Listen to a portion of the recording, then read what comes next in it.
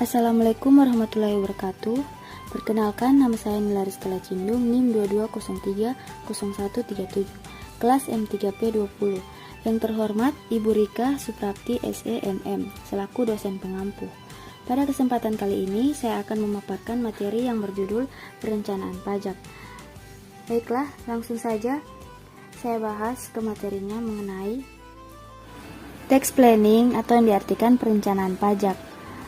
Perencanaan pajak adalah suatu cara yang dapat dilakukan atau direncanakan oleh perusahaan wajib pajak agar pajak yang menjadi tanggungannya menjadi minimal atau kecil tanpa melanggar peraturan perpajakan yang berlaku, atau bisa juga disebut sebagai cara menghindari pajak tanpa melanggar peraturan perpajakan yang berlaku. Jadi dalam menyusun tax planning perencanaan pajak, perusahaan wajib pajak tidak boleh melanggar peraturan perpajakan yang berlaku.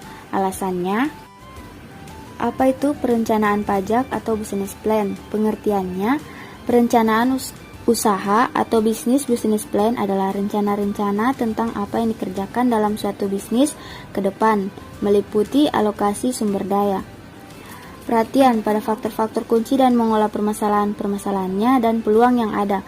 Kadang-kadang banyak orang berpikir bahwa perencanaan bisnis hanya untuk sebuah bisnis baru atau sebuah proposal untuk mencari pinjaman dana ke pihak perbankan atau bagaimana mendatangkan investor baru dalam bisnis. Aspek pasar berisi gambaran tentang bagian A, peluang bisnis dan prospeknya, hal-hal yang perlu dikupas dalam peluang bisnis antara lain.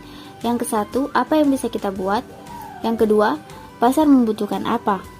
Yang ketiga, perlunya menciptakan kebutuhan konsumen, paradigma terbaru agar bisnis kita bisa eksis, kita harus bisa menciptakan pasar. Yang keempat, melihat masih adakah peluang. Yang kelima, layakkah peluang itu kita garap. Bagian B, kondisi persaingan, bagaimana bentuk atau kondisi persaingan dari pasar yang akan kita hadapi. Pembicaranya antara lain. Yang ke-1, pasarnya sudah pasti, captive market. Misalnya kita berproduksi atas dasar pesanan, maka kita tidak perlu memikirkan barang yang kita buat laku atau tidak laku. Yang kedua, pasarnya ditentukan oleh pembeli atau buyer market. Jika pasar dikuasai oleh pembeli, maka posisi kita sebagai produsen akan lebih berat karena kita harus bersaing ketat berebut konsumen. Bagian C, posisi perusahaan dalam pasar yang perlu dibahas antara lain. Pasar yang hendak dikuasai atau target pasar berapa?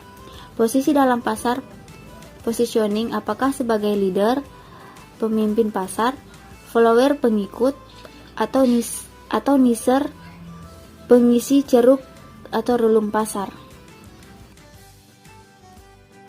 Menstrukturisasi, kegiatan restrukturisasi bisnis atau usaha yang paling sering muncul melalui berita yaitu yang ke-1, akuisisi atau merger. Yang kedua, kerjasama. Yang ketiga, penggantian sektor usaha. Yang keempat, spin-off. Dan yang kelima, kuasai reorganisasi. Merger atau akuisisi. Merger adalah salah satu strategis bisnis yang dilakukan perusahaan dengan cara penggabungan atau penyerapan oleh satu perusahaan terhadap perusahaan lain. Jika dua atau lebih perusahaan melakukan merger, maka hanya akan ada satu perusahaan yang berdiri. Contohnya, perusahaan yang melakukan merger adalah Bank Syariah Mandiri, BRI Syariah, dan BNI Syariah yang menjadi Bank Syariah Indonesia. Yang kedua, akuisisi. Akuisisi adalah salah satu strategis bisnis yang dilakukan oleh sebuah perusahaan dengan mengambil alih kepemilikan atau pengendalian atas saham atau aset perusahaan lain. Bedanya dengan merger, dalam strategi akuisisi ini baik perusahaan pengambil alih atau yang diambil alih tetap berdiri sebagai badan hukum yang terpisah. Contoh akuisisi adalah Google mengakuisisi YouTube, akuisisi Facebook terhadap WhatsApp dan Instagram, dan lain sebagainya. Strategi perencanaan pajak. Yang ke-1, tax saving atau yang diartikan penghematan pembayaran pajak. Yang kedua, tax avoidance atau yang diartikan penghindaran pajak. Yang ketiga, menghindari pelanggaran terhadap peraturan perpajakan yang berlaku. Yang keempat, penundaan pembayaran kewajiban pajak. Yang kelima, mengoptimalkan kredit pajak yang diperkenankan. Yang keenam, menghindari kesalahan perhitungan pajak.